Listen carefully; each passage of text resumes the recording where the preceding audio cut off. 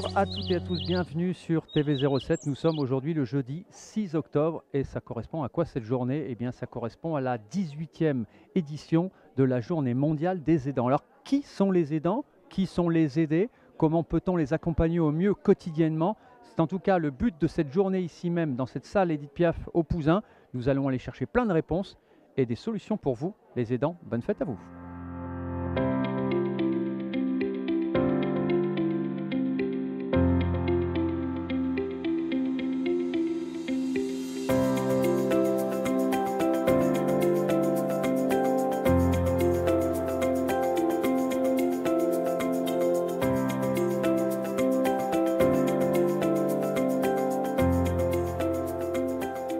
Qui sont les aidants? Eh bien justement, aujourd'hui, le but de cette journée, c'est nous, en EHPAD professionnels, on arrive à identifier les dents familiales, comme on dit, dans notre jargon. Par contre, il est difficile en France d'identifier les autres aidants sur le territoire. Et le but de faire une journée comme celle-ci, en présentant l'ensemble des partenaires sur le territoire, c'est justement de proposer à des aidants non identifiés de pouvoir se rendre sur une journée, prendre du bien-être, mais aussi de pouvoir rencontrer l'ensemble des partenaires pour essayer d'améliorer leur quotidien dans le rôle de l'aidant. Donc effectivement, aujourd'hui, un aidant, il peut être professionnel au sein de nos établissements sur le territoire, mais il peut être aussi du coup familial, bien évidemment, mais il peut être aussi un voisin, un ami. Donc c'est là où c'est difficile pour nous de les identifier.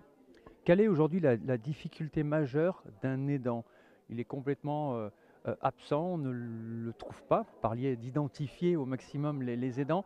Quelles sont leurs difficultés au quotidien? Parce que bon, on parle d'EHPAD, on parle de personnes âgées, mais on peut parler aussi de personnes en situation de handicap, gravement malades, et tout cela sans les aidants. Je pense qu'on comptabilise aujourd'hui 11 millions d'aidants en France. Quelle est leur principale difficulté aujourd'hui? Alors, leur principale difficulté, c'est qu'ils s'oublient eux-mêmes. Ils s'oublient eux-mêmes parce qu'ils sont centrés entièrement sur leur aidé. C'est un travail qui n'est pas rémunéré, mais c'est un travail qui est à temps plein, qui mobilise énormément de capacités physiques, parce que voilà, il faut tout prendre en charge, de capacités mentales, parce que c'est une charge mentale constante, de la préoccupation, de l'angoisse. Est-ce qu'on fait bien? Est-ce que j'ai tout mis en place pour que ça se passe bien? Il faut que je pense à ça, il faut que j'anticipe tous les rendez-vous. C'est un parcours du combattant pour avoir des services à domicile qui puissent du coup couvrir l'ensemble de la journée, d'avoir des intervenants à l'extérieur qui puissent aussi venir pour tout ce qui est médical. Donc l'aidant, finalement, il s'oublie. Il s'oublie, mais il a aussi, lui, ses propres difficultés. Il peut avoir aussi une maladie, une pathologie qui fait que voilà, il a besoin aussi, lui, d'être accompagné et de se faire soigner, mais il n'a pas le temps pour ça. Alors, est-ce que cette journée, c'est un peu pour se donner bonne conscience ou est-ce qu'il y a vraiment aujourd'hui des outils, un accompagnement, une écoute peut-être pour ces aidants? L'objectif ici, c'est de réunir en un seul endroit des partenaires différents qui interviennent tant sur le domicile que sur les institutions pour qu'ils aient un seul point de communication et qu'ils aient accès à l'information dont ils ont besoin. De pouvoir échanger directement avec les partenaires, de pouvoir échanger sur sa situation, sur ce qui est déjà en place, comment on peut l'améliorer. Après, malheureusement, on ne peut pas couvrir toute la journée avec les moyens qui sont faits aujourd'hui sur l'accompagnement du domicile. Il y a forcément des temps où on manque de personnel et puis c'est vrai que l'aidant, lui, il a aussi besoin de prendre sa place, il faut lui laisser aussi une place pour prendre son rôle, mais il faut qu'il soit aussi soutenu et l'objectif c'est qu'il soit aussi accompagné au niveau financier parce que ça coûte cher d'accompagner un proche à domicile. L'EHPAD, ça coûte cher, mais le domicile coûte cher aussi et il faut aussi prendre en compte ces facteurs financiers et sociaux. Je m'adresse maintenant à la psychologue principalement. Quand un aidant n'a plus de place à un moment donné, parce qu'il y a la mort, parce qu'il y a la séparation, que devient l'aidant? Eh ben, c'est toute la difficulté quand on est centré au quotidien 24 heures sur 24 sur son proche. Eh ben, il y a un vide qui s'installe. On n'a plus d'objectifs dans l'accompagnement quotidien. On n'a plus tous les intervenants qui venaient pour son proche au domicile. Donc il y a une grande difficulté quand aussi il y a eu un repli sur soi, un repli social, quand on n'a plus d'activité à l'extérieur, qu'on n'a plus l'habitude de voir du monde. Eh ben, il faut revivre, apprendre à revivre, apprendre à vivre pour soi, à prendre maintenant du temps pour soi et passer du coup sur un autre type d'accompagnement pour soi et de pouvoir vraiment recréer du lien sur l'extérieur pour vraiment sortir de cet isolement et reprendre le rôle de citoyen de tout un chacun. Alors sur le département de l'Ardèche, êtes-vous suffisamment nombreux en tant qu'accompagnants de ces aidants, que ce soit des moniteurs éducateurs, des éducateurs de terrain ou de psychologues? Alors la difficulté de l'Ardèche, c'est que c'est vaste, c'est que les déplacements sont longs. En distance, c'est pas très long, mais en temps, ça prend du temps. Donc malheureusement, non, au niveau du territoire, il y a des grandes disparités, hein. Au niveau de l'Ardèche, on le sait, il y a des zones voilà, qui sont peu couvertes parce que voilà, c'est des zones qui sont isolées. Et puis c'est vrai qu'au niveau du service à domicile, au niveau du personnel, on voit bien que voilà, ils n'arrivent pas à couvrir tous les besoins. Et c'est d'autant plus frustrant parce que voilà, ils ont besoin de cet accompagnement pour rester au domicile dans les meilleures conditions. Et c'est vrai que voilà, c'est tout un travail justement de partenariat pour essayer de créer des bonnes conditions, même si voilà, s'il y avait plus de professionnels formés, ça serait beaucoup plus adapté pour nos seniors. Aujourd'hui, qu'attendez-vous de cette journée? Vous attendez avoir beaucoup d'aidants ou aussi pouvoir échanger et aussi peut-être travailler avec les partenaires ici présents aujourd'hui, mutualiser, on va dire, au maximum? Oui, effectivement, c'est le but aussi de cette journée, c'est effectivement de faire venir des aidants du territoire, mais aussi de se découvrir en tant que partenaire, décloisonné, comme je disais dans notre discours d'accueil, décloisonné, c'est-à-dire on est tous partenaires et non pas concurrents sur le territoire.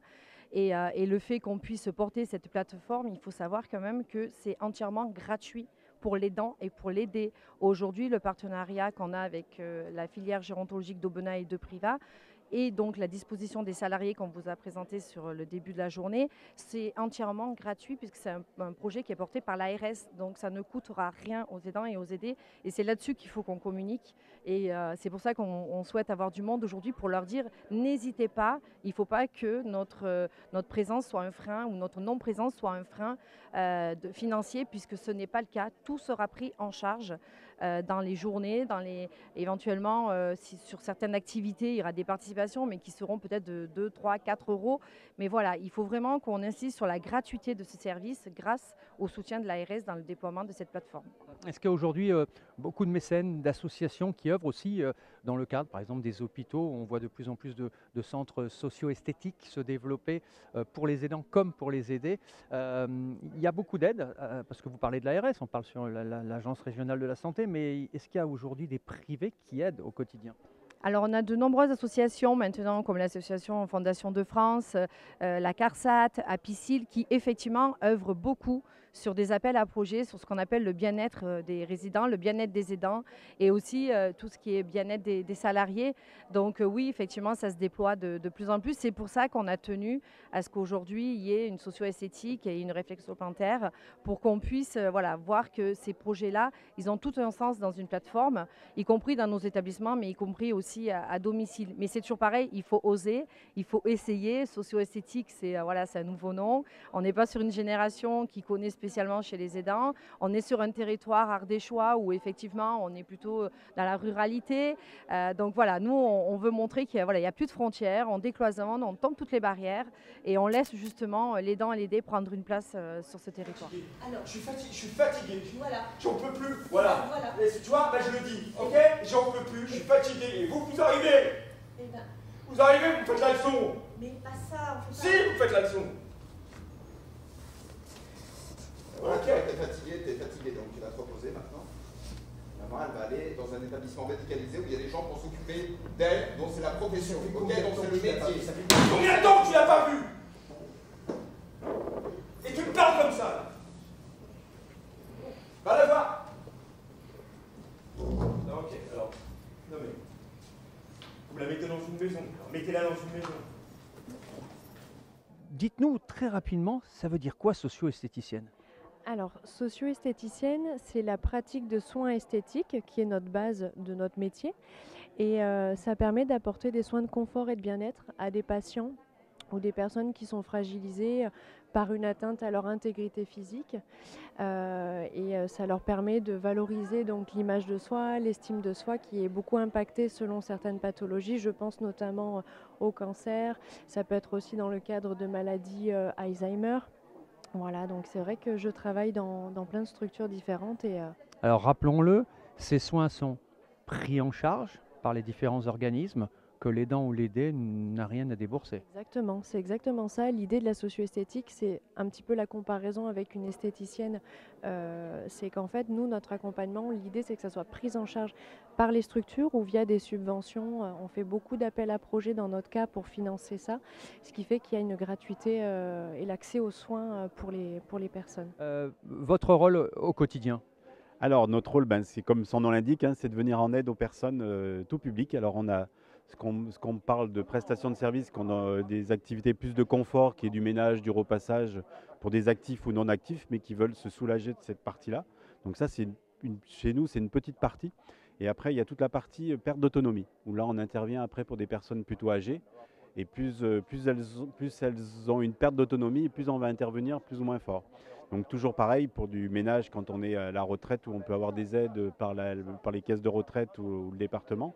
Et en fonction de sa perte d'autonomie, on va plus ou moins intervenir au départ ménage, repassage. Et puis après, ça peut être pour l'aide à la personne, donc tout ce qui est l'aide au lever, l'aide au repas, l'aide au coucher, les courses, etc. Donc toute l'aide à la vie quotidienne, ce qu'on dit de la vie quotidienne. Alors aujourd'hui, rappelons-le et on le rappelle devant la caméra, mais il y a des aides aujourd'hui parce que souvent les personnes âgées ont toujours peur, ma retraite, ma petite pension, comment je vais faire pour être aidé? Et la plupart du temps, ben, ne font rien. C'est ça, c'est que nous on intervient, ben, si on vient en prestataire, on va être par exemple autour de 25-26 euros de l'heure, ce qui reste relativement raisonnable, d'autant plus qu'il y a déjà la première aide, même si en travaillant ou en payant des impôts ou pas, vous avez une compensation de 50% de déduction ou de remboursement d'impôts et qui va peut-être, qui est en train de se mettre en place, vous savez, pour même plus avoir à l'avance, puisque jusqu'à maintenant, on paye les 25 euros et il faut attendre l'année suivante pour se faire rembourser. Et à partir, ben, ça devait se mettre en place en 2022, donc c'est un petit peu retardé, mais petit à petit, ça va se mettre en place, où en fait, nous, on travaillera directement avec les caisses de l'URSSAF, où on facturera la partie d'impôt, et la personne âgée, ou la personne n'aura plus que sa part à payer, donc par exemple 12 euros ou 13 euros, 3 euros, donc ça devrait aider. Et après, quand on est en perte d'autonomie, donc les caisses de retraite ou le conseil départemental, ben là, lui, il intervient financièrement. Pareil, on est en tiers payant, c'est-à-dire que nous, on facture au conseil départemental sa part. Et après, c'est soit en fonction de ses revenus, soit en fonction de sa perte d'autonomie. Donc la perte d'autonomie va donner un plus grand nombre d'heures qui est prise en charge. Et financièrement, ben, on est entre 90% de prise en charge et minimum 10%. Il y a toujours une aide, quelle que soit. Et pour les personnes qui sont handicapées, pareil, il y a toujours une participation qui est intéressante. Et après, il y a ce qu'on appelle un plan d'aide. Donc c'est le département qui fait des évaluations au domicile et qui vont regarder par rapport à la perte d'autonomie de la personne et qui vont attribuer 10 heures par mois quand c'est que de l'intervention pour du ménage jusqu'à 80 heures par exemple par mois quand il faut intervenir matin, midi et soir, voire le week-end ou en soirée pour aider coucher toute la perte d'autonomie qu'il peut y avoir, où là on intervient plus globalement, ou des personnes qui sont alitées, où on a besoin de les aider régulièrement tous les jours, quoi. Aujourd'hui, on parle de pénurie de personnel. Vous êtes confronté également, vous? Alors, en fait, du personnel, ce qu'on intervient sur à peu près la moitié du département, et on a à peu près 500 aides à domicile, intervenantes à domicile qui travaillent chez nous en CDI. Avec, ça fait à peu près 350 équivalents temps plein. Donc il y a quand même une forte dominante en temps partiel, même si les temps partiels, nous, c'est souvent, ça monte jusqu'à 32 heures. Donc on a quand même pas mal de contrats, quelques contrats temps plein, mais globalement pas mal de temps partiel, mais plutôt fort. Et du coup, on recrute. Le problème, c'est de les faire rester, les personnes. Où en fait c'est le problème de la rémunération, c'est-à-dire qu'il y a un an, ben, ça fait pile un an où on a eu une revalorisation de nos grilles pour sortir du SMIC. Malheureusement, l'inflation est arrivée, cette revalorisation est arrivée en plein moment où l'inflation est arrivée. Et ce qui fait que le SMIC nous a rattrapés, nous a même dépassés. Donc du coup, on a un peu du mal sur les premiers niveaux sans diplôme à pouvoir fidéliser des personnes. Donc on est en train de travailler sur ces notions-là, de pouvoir fidéliser un peu nos salariés. Parce que malheureusement, là, je passais ce matin avant de venir ici dans un responsable de secteur qui a eu un abandon de poste. La personne ne s'est même pas pointée. Donc du coup, on a cette difficulté-là. Parce qu'on recrute un peu, alors voilà, c'est des fois un peu par défaut. Donc, alors que c'est un métier que quand on voit, on a beaucoup d'ancienneté. Chez nous, on a une association ancienne. Et on a encore du personnel. On a encore fêté, je crois que c'est l'an dernier ou cette année, 40 ans de travail au sein de l'AAD. Donc on voit des personnes, elles y sont bien. Par contre, c'est arrivé à faire ce passage-là. Et je pense que la difficulté, c'est que c'est des horaires décalés, c'est travailler en soirée, en week-end, même si quand on fait 30 heures ou 35 heures, on les répartit dans la semaine et on compense. On compense par des jours de récupération. On essaye aussi de faire des plannings pas complètement à la carte parce qu'il faut s'adapter aux usagers, mais on essaye de tenir compte d'une personne qui va travailler le matin à 7h30, elle ne travaillera pas le soir à 7h30. Donc du coup, on essaye de répartir par rapport à ça. Malgré ça, ben, il y a des secteurs un peu ruraux où il y a du déplacement, donc il faut prendre sa voiture et on n'a pas de voiture de service pour tout le personnel parce que ça nous ferait encore, pour le moment, c'est encore trop cher. Mais voilà, on essaye de trouver des compensations. Mais les personnes qui y sont depuis quelques années, elles suivent ce dispositif et elles y sont plutôt bien, quoi. On essaye aussi de répartir par secteur. Comme là, par exemple, on est aujourd'hui au Pouzin. Ben, l'équipe, à peu près une vingtaine de personnes qui travaillent chez nous ici sur l'équipe du Pouzin, eh ben, elle intervient globalement sur le Pouzin et une ou deux communes autour. Mais globalement, elles ne font pas trop de kilomètres. Par contre, c'est saccadé. C'est vrai qu'on intervient une demi-heure ou une heure chez une personne, voire 2 heures ou 3 heures aussi, ça arrive. Mais par contre, on peut faire 3, 4, voire 5, 6 usagers en fonction dans la même journée. Donc, il y a des personnes qui ne s'y retrouvent pas avec ce service-là. Et quand elles le découvrent, ben, des fois, elles repartent parce que ça ne leur plaît pas. Alors aujourd'hui, c'est la journée mondiale des aidants. En quoi vous intervenez justement? On intervient dans le cadre du répit des aidants. Donc on passe des après-midi avec des personnes aidées, malades pour la plupart, pour que les aidants sortent et prennent du temps pour eux. On prend le relais aussi des aidants sur les aides au lever, les aides au coucher, la préparation de repas, les transferts, etc. pour que les aidants familiaux ne soient pas trop vite épuisés. Alors on associe souvent l'ADMR aux personnes âgées. Est-ce que c'est votre cœur d'activité ou est-ce qu'il y a aujourd'hui plein d'interventions possibles, que ce soit chez le handicap, que ce soit chez les personnes gravement malades, même parfois plus jeunes, ou est-ce que vous vous contentez déjà des personnes âgées? Non, du coup, pour tous. Oui. Donc, on intervient pour tous les publics, principalement aujourd'hui auprès de personnes qui ont besoin, donc qui ont des problèmes de santé, de handicap ou de dépendance. On fait quand même de la garde d'enfants, on en propose encore, mais c'est vrai qu'aujourd'hui, le public actif, on pourrait dire, et garde d'enfants, c'est moins notre priorité puisqu'on manque de personnel, comme beaucoup de structures à domicile. Voilà. Donc, on priorise les personnes qui ont vraiment besoin de nous. Très bien. Donc vous êtes à Saint-Péray. Combien de salariés aujourd'hui en CDI ou CDD?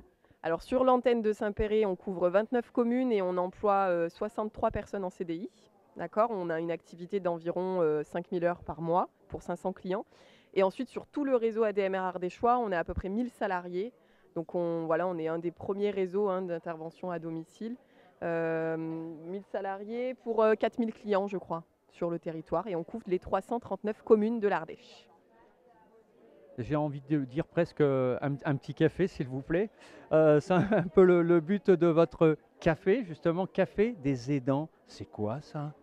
Alors, le Café des aidants, en fait, c'est un lieu de rencontre mensuel, voilà, soit sur le Teil, soit sur Privat.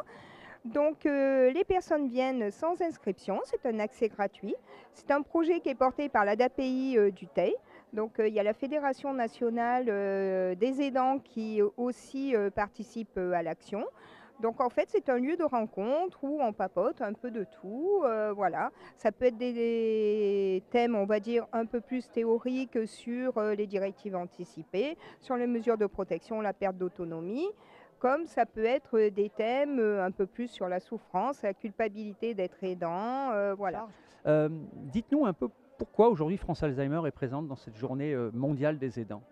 Alors nous sommes directement concernés, bien entendu, vous l'imaginez, par la problématique des aidants, puisque l'accompagnement des maladies neurodégénératives, puisque c'est France Alzheimer et maladies apparentées, ça veut dire que ça recouvre à peu près une bonne dizaine aujourd'hui de maladies apparentées identifiées et pour lesquelles justement la recherche nous aide à avancer dans un accompagnement le plus adapté possible. Alors pourquoi le rôle d'un aidant ou d'un proche aidant qui accompagne les personnes malades touchées par ces pathologies difficiles? C'est que tout simplement, c'est quelque chose qui demande une réadaptation permanente, puisqu'on parle de maladies évolutives et que ce qui était vrai et qui fonctionnait il y a 2 mois, aujourd'hui ne fonctionne plus. Donc il faut que les aidants soient en capacité de se réadapter en permanence. Et ça, c'est un véritable défi. C'est la raison pour laquelle France Alzheimer aujourd'hui est numéro 1 dans les formations d'aidants, avec plus de 70 000 personnes formées en France. Et c'est l'un, je dirais, de nos actes les plus marqués, les plus marquants en termes d'accompagnement des aidants, sachant qu'en dehors de ça, il y a les visites psychologiques individuelles, il y a les visites à domicile, il y a les groupes de parole, il y a autant d'actions qui sont aujourd'hui tournées exclusivement vers les aidants, sachant que France Alzheimer dispose de 3 types d'actions. Une action commune aux aidants, aux aidés, une action commune pour les personnes malades dites aidées, et donc d'autres actions directement dirigées vers les aidants, ce qui nous intéresse davantage aujourd'hui dans cette journée des aidants. Est-ce qu'aujourd'hui vous avez du mal encore, on en parle de plus en plus de ces aides, hein, de ces aidants, bon, nous sommes à la 18e édition de la journée mondiale, mais en France et notamment dans des départements ruraux comme l'Ardèche, est-ce que c'est encore compliqué aujourd'hui pour un aidant d'aller taper à une porte pour demander de l'aide? Alors effectivement, je pense que c'est quelque chose qui est très difficile puisque rentrer en EHPAD n'est pas une chose simple pour l'aidant ou l'aider. Justement, la mise en place de cette plateforme de répit est importante pour un peu dédramatiser aussi l'entrée en EHPAD et pour accompagner les aidants. Nous, au sein de l'EHPAD, on accueille régulièrement des personnes qui viennent de l'extérieur juste pour se renseigner et poser des questions sur un EHPAD. Nos agents d'accueil, moi, toute l'équipe du médico-social est là pour répondre aux questions et puis éventuellement faire visiter notre EHPAD. Pas plus tard que mardi, nous avons effectué la porte ouverte de l'EHPAD de Rivoli dans le cadre de la Semaine Bleue. Très bien. Aujourd'hui, pour l'aidant, je parle en EHPAD, est-ce qu'il y a ce sentiment de culpabilité de mettre son père, sa mère dans une structure adaptée pour ses aînés? C'est quoi? C'est l'impuissance de ressentir qu'on ne peut plus aider l'autre parce qu'on n'a pas le temps, parce qu'on a le travail, le quotidien, etc. Ou est-ce qu'il y a autre chose aussi? Je pense que la culpabilité vient du fait que l'on ne prépare pas assez l'entrée en EHPAD en France. Et en France, on a le souci aussi de la vieillesse. C'est que on a un petit souci au niveau de l'agisme, c'est qu'en fait, dans la société, plus l'on vieillit, quand on devient vieux, on devient aussi moins important pour la société. Et je pense que c'est un fait. Il faut travailler sur cette notion d'âge. On va tous devenir vieux un jour. Donc la culpabilité, elle vient du fait qu'on n'est peut-être pas assez préparé à ce que c'est qu'un EHPAD, comment on y rentre. Et puis, on a une vision assez noire de nos EHPAD en France. On a eu l'EHPAD bashing il y a peu avec l'affaire Orpea. Et justement, le fait de la Semaine Bleue, c'est faire découvrir nos établissements, dédramatiser et aussi transformer le modèle des EHPAD futurs. C'est justement, j'allais l'aborder, ce sujet, justement, un peu de diabolisation un peu des EHPAD. Mais en même temps, il faut quand même reconnaître que quand on entend des personnes parler, l'EHPAD c'est cher, l'EHPAD c'est un mouroir, on parlait des hospices à l'époque, hein, on a toujours l'impression d'avoir toujours cette étiquette. Qu'est-ce qui a changé et qu'est-ce que vous pourriez vous dire en tant que justement directeur de cette partie? Alors après, il faut bien distinguer l'affaire Orpea, qui est un groupe privé commercial, et nous, Centre Hospitalier Privé Ardèche, on est une structure publique. Justement, on essaye de faire évoluer le modèle de nos EHPAD. On essaye de mettre en place beaucoup plus la vie sociale sur le devant de la scène. C'est que quand on rentre en EHPAD, on a l'impression que la citoyenneté est un peu en reculons. On ne peut plus aller voter puisqu'on n'organise pas les transports, etc. Donc nous, on essaye de mettre en place plein de dispositifs pour justement redonner la citoyenneté, leur permettre d'être acteurs et leur permettre aussi d'aller auprès des citoyens, d'aller en ville, ne serait-ce qu'organiser des groupes pour aller au cinéma, aller voter, etc. C'est des petites choses de la vie quotidienne qui permettent aussi de redonner la citoyenneté à nos résidents. Le côté mouroir, je trouve que c'était peut-être vrai il y a plusieurs dizaines d'années, hein, mais à l'heure actuelle, je pense qu'il faudrait justement rentrer dans les EHPAD et poser la question directement à nos résidents, voir s'ils se sentent bien. Aux portes ouvertes, tout s'était bien passé, donc voilà. GPS, ça veut dire quoi, GPS? C'est groupe projet senior, du coup. Donc on est un groupe en partenariat avec le centre social de Privas et le Pouzin. Très bien. Alors quel est votre objectif au sein du groupe? Donc notre objectif, en fait, c'est de lutter contre la perte d'autonomie des personnes âgées et la perte de lien social également, parce que beaucoup, arrivés à la retraite ou avec le décès du conjoint, etc., se retrouvent seuls. Ça crée l'isolement de la personne et nous, on est là pour mettre en place des activités et des actions à destination de ce public-là pour leur permettre de reprendre en main leur quotidien et de ne pas se retrouver isolés.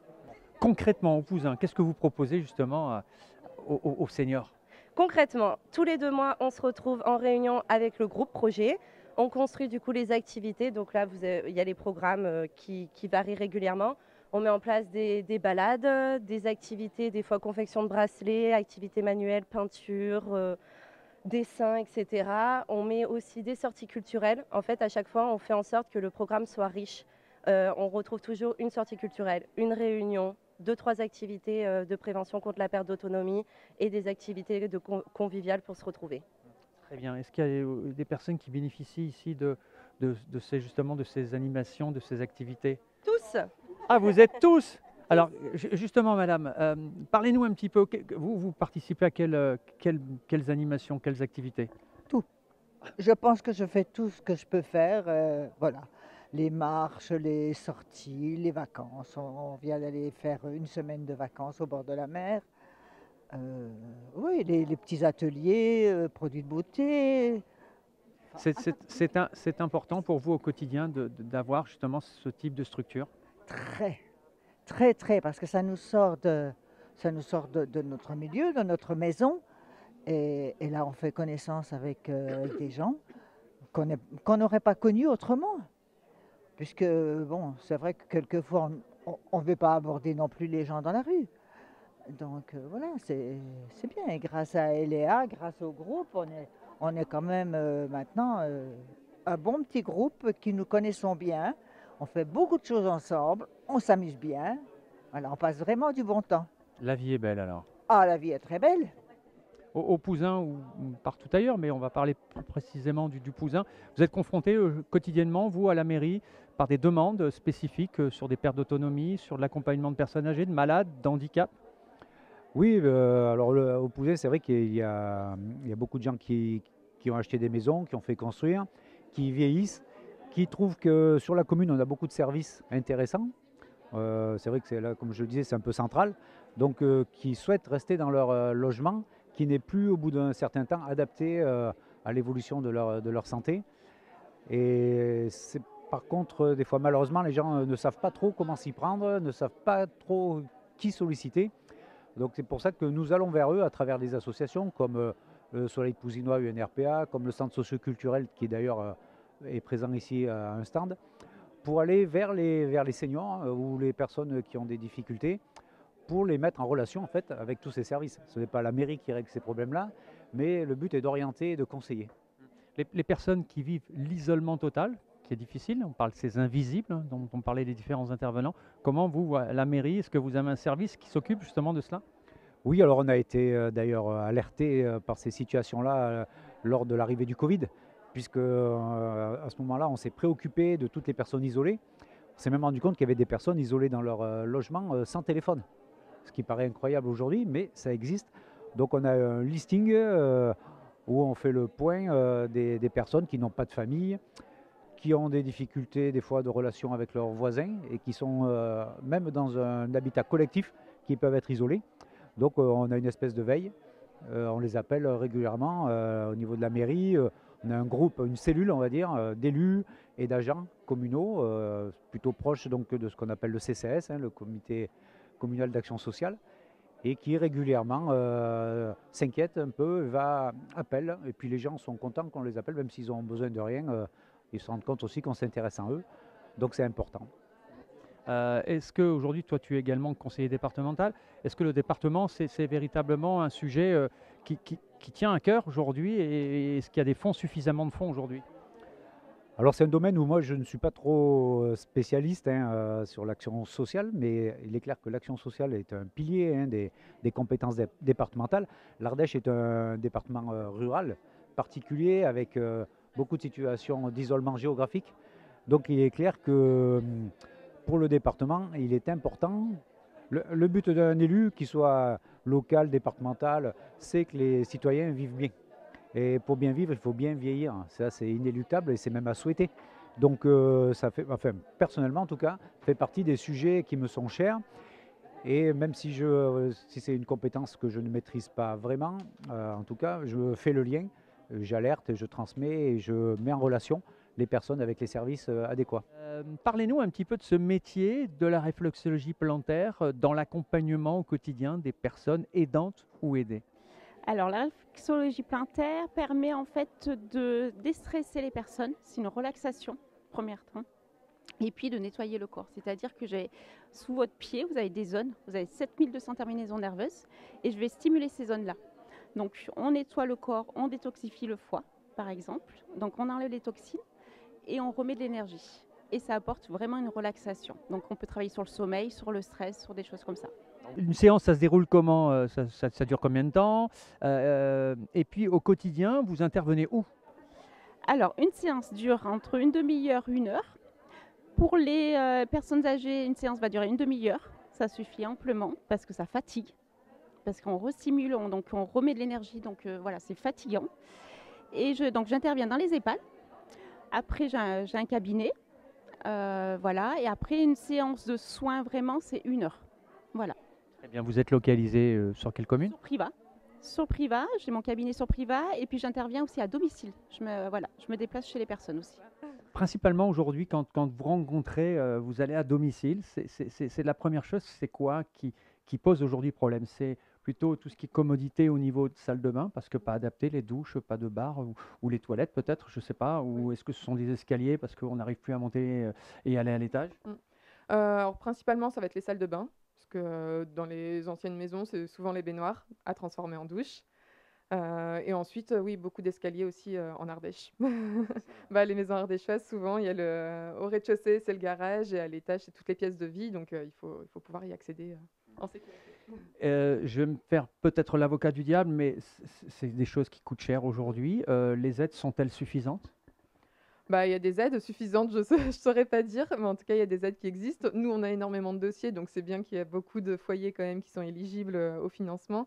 Et après, effectivement, c'est sous condition de ressources. C'est souvent sous condition de ressources, pas tous. Le département, il n'y a pas de condition de ressources. Il y a souvent la publicité que l'on voit sur les grands médias nationaux, ou les escaliers, on y voit les salles de bain. Mais est-ce qu'il y a d'autres choses auxquelles nous, on ne pense pas, nous les valides, entre guillemets, que vous proposez dans les nouveautés? Après, ce qu'on va voir moins, par exemple, c'est les adaptations de cuisine, mais ça arrive qu'on fasse des dossiers pour les cuisines. Alors, l'adaptation cuisine, c'est quoi, par exemple? Dites-moi concrètement. Par exemple, vous avez l'évier qui est suspendu avec le bac qui est peu profond, ce qui permet en fait de pouvoir y accéder soit en fauteuil roulant ou pour les personnes qui sont vite fatiguées, qui veulent s'asseoir. Voilà, c'est possible. Vraiment de la recherche faite en ce sens? Oui, là, ça c'est le niveau adaptation. Après, dans le truck, on présente aussi tout ce qui est équipement qui peuvent aider les gestes du quotidien, donc pour ouvrir un bocal par exemple, ou tenir mieux son couvert. Enfin voilà, c'est... Très bien. Alors, puisque vous êtes chef de projet, c'est quoi votre métier? Alors, mon métier, c'est de piloter l'OPA, donc l'opération, sur le territoire de la CAPCA. Donc, on a une équipe dédiée pour cette OPA sur le territoire. Donc, ça englobe les 42 communes. Et nous avons une équipe de techniciens qui accompagne autant sur la consommation énergétique, autant sur l'autonomie, autant sur l'habitat indigne. Donc on a des spécialistes qui accompagnent les bénéficiaires sur le territoire sur ces volets-là. Qui vous mandate? Alors c'est un bénéficiaire qui a des besoins, qui peut être en difficulté, qui ne sait pas comment faire parce qu'il est face à un besoin de projet onéreux. Souvent c'est la problématique de pouvoir passer le cap des travaux. Et du coup, on l'aide techniquement, financièrement et administrativement à bout de ses projets. Du coup, sur l'autonomie par exemple, parce que c'est la journée... ça nous concerne aujourd'hui. Sur l'autonomie, on est souvent face à des personnes âgées qui ont des besoins d'adapter leurs biens, qui n'est pas du tout au quotidien agréable et fonctionnel. Voilà. Et du coup, y a des aidants qui viennent nous voir et qui nous disent, voilà, écoutez, ma maman, aujourd'hui, elle ne peut pas aller à l'étage, aidez-nous, on a besoin de conseils, on a besoin que vous veniez chez nous voir comment ma mère vit. Voilà, aujourd'hui, on a envie d'aménager sa maison pour qu'elle puisse enfin profiter de son étage. Donc du coup, des techniciens viennent l'accompagner, donc on fixe un rendez-vous. Et on donne tous les conseils possibles tout en prenant en compte, bien entendu, le côté financier. Et on met en place un dossier financier, administratif. Voilà, et on met en relation avec les partenaires. Donc notre but, c'est de pouvoir adapter leur projet et de pouvoir leur proposer financièrement quelque chose qui tient la route. Parce que venir faire une visite et qu'au final ça soit mis sans suite, c'est pas le but. Donc du coup on essaye d'écouter au mieux les bénéficiaires et de proposer un plan de financement qui est adapté à leurs moyens. Voilà. Et donc on a des partenaires avec qui on travaille dans ce sens. En fait, si nous sommes peu nombreux, s'il y a peu d'aidants dans la salle, c'est aussi parce que les aidants ont du mal à se reconnaître aidants. On a du mal à aller les chercher et les sortir de leur quotidien pour qu'ils puissent accéder à des services et poser leurs questions. Donc parlez-en autour de vous, essayez de mobiliser vos connaissances pour orienter au maximum vers nos services les publics qui en ont plus besoin. Voilà.